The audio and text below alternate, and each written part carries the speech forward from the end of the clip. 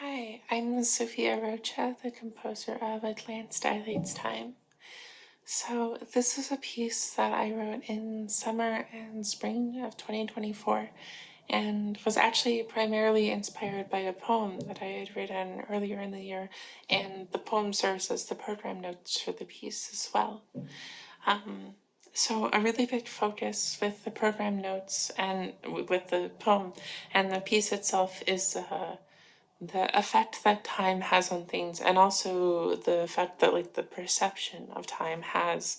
How sometimes you can feel like you're moving very fast through time and sometimes very slow through time, and that even if you look back on something, it might feel like it kind of went by in a flash, but then in the moment it felt very slow, or the opposite, where it felt very fast in the moment, but then it feels very slow in the past. So the piece is in three parts, and the first part introduces a lot of material and kind of has somewhat of a joyfulness, but also kind of a recklessness and a roughness at times. There's kind of noise and things introduced. And then the second half is this very kind of drawn out process of stretching. There's this kind of harmonic material introduced, and it's just stretched and stretched and stretched to its breaking point.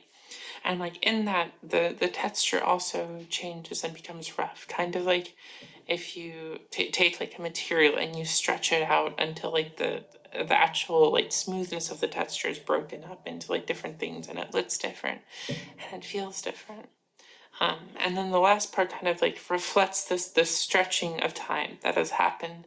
So it takes the material from the first part, so all of the harmonies and melodies and textures, and it's kind of setting them anew. So it's setting them in a kind of very stretched out, dilated fashion, to kind of bring out different kind of emotional elements and qualities in the music, so that it has a very kind of different affect, despite it being these same notes and rhythms kind of on the page as it was in the first part.